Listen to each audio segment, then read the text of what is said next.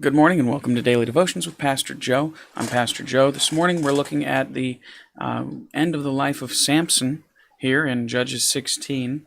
And this, we last left him, it says, "But the Philistines took him and put out his eyes, and brought him down to Gaza, and bound him with fetters of brass, and he did grind in the prison house. Howbeit the hairs of his head began to grow again after he was shaven." And so here's where we left Samson off. He's in a pretty sad state compared to where God had wanted him to be and what God wanted to do with his life. Instead of completely defeating the Philistines had put out his eyes, and his head is shaved, and he's grinding in their mill house. So he is taking care of grinding all of their grains. So he's taking care of the Philistines instead of defeating them. So going on down to verse 23, it says, "Then the lords of the Philistines gathered them together to offer a great sacrifice unto Dagon their god, and to rejoice. For they said, Our God hath delivered Samson our enemy into our hand. And when the people saw him, they praised their God. For they said, Our God hath delivered into our hands our enemy, and the destroyer of our country, which slew many of us. And it came to pass, when their hearts were merry, that they said, Call for Samson, that he may make us sport. And they called for Samson out of the prison house, and he made them sport, and they set him between the pillars." So here's where Samson's at. He's suddenly in the midst of their lives. They're deciding to celebrate him, and who knows if they did this year after year, or if it had been several months and they were just now celebrating because it was a proper time for celebration, and they decided to make that celebration for this purpose. Who knows why they chose, but they chose to celebrate that Samson was delivered into their hands, that he was no longer their strong enemy that they were facing. They were very excited, very thrilled, very happy to find Samson in such a pitiful state. So they went and they celebrated and they drank, and it says when their hearts were merry. And generally when it says that, it means they were drunk in the Bible. Generally, not always, but generally. And so most likely they were drunk. They had drunk their fill till they were happy and satisfied with it. And they said, Call for Samson to make us sport, or in other words, make us laugh, make him our jester, so we can make fun of him. So they did. They called him. He did whatever he did to make them laugh, and they set him between the pillars. So they said, here's a safe place for him in the middle of the room where he can't find his way out. He can't sneak his way out. Put him in between the pillars in the middle of the building, because the building that this would have been the roof was mainly supported by these two massive pillars in the middle that would have held it up. And verse 26 says, "And Samson said unto the lad that held him by the hand, Suffer me that I may feel the pillars whereupon the house standeth, that I may lean upon them." And so the little kid, he says, who's leading him by the hand, he's so pitiful at this point, a little child is leading him around, and he says, "Oh, let me feel the pillars that are in the middle, that I might just lean on them and rest." And verse 27, "Now the house was full of men and women, and all the lords of the Philistines were there, and there were upon the roof about 3,000 men and women that beheld while Samson made sport." So they were looking down through the hole in the middle of the roof, laughing at him.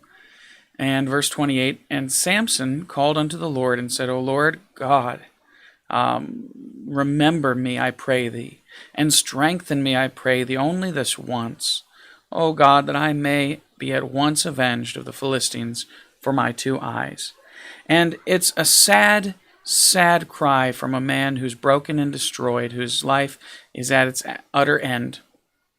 Here he is. He was once a great promise of the Lord. He was really strengthened by the Lord. The Holy Spirit was upon him. He's been in a place where God has given him grace and strength and mercy over and over again. And now he's brought himself to a point where he's at the end of himself. He has nothing left to give. And he cries out to God and says, God, just let me do one more great thing. But here's the sad part that I find in this. He says, for my two eyes. It's not for the Lord. It's not saying, Lord, let me do something great for you in the end of my life. It's for my two eyes. Now, I've heard people, and I'll get into this just a little more So let's go on. But for my 2 eyes, he says, that I might be avenged. He's looking for vengeance, for revenge. But God grants it to him. It says in verse 29, and Samson took hold of the 2 middle pillars upon which the house stood, and on which it was borne up, of the one with his right hand and the other with his left. And Samson said, let me die with the Philistines. And he bowed himself with all his might, and the house fell upon the lords, and upon all the people that were therein. So the dead which he slew at his death were more than they which he slew in his life. And his brethren and all the house of his father came down, and took him, and brought him up, and buried him between Zorah and Eshtaol, in the burying place of Manoah his father, and he judged Israel 20 years. That's including all the way up to this point. He was considered judging Israel 20 years. So once again, back to that, he decided in that moment that what he was going to do was put his hands on the pillars and push them and lean in and just hope and pray that God would give him the strength until they would break. And when they snapped loose, the roof with 3,000 people fell in on top of all those who were partying down below. And so everybody in the whole house died, including Samson there. And I've heard people say it one way and another, that, well, he's probably in hell today. Well, no, I think he's in heaven today. God gave him the strength to do this. First of all, this technically would have been an act of sacrifice during military fighting. I do believe that it wasn't necessarily what you would consider a suicide in God's eyes, because Samson was trying to defeat the Philistines, and in that moment he died in the process, but he was doing it to defeat the Philistines. And so I don't think that is what would have kept him out of heaven. It's entirely up for debate. There's no evidence completely one way or another, 100% one way or another, whether God had fully forgiven him in this instance and was using his strength to defeat the Philistines, or whether he just gave him the opportunity to have strength once again for his eyes' sake, and that was it.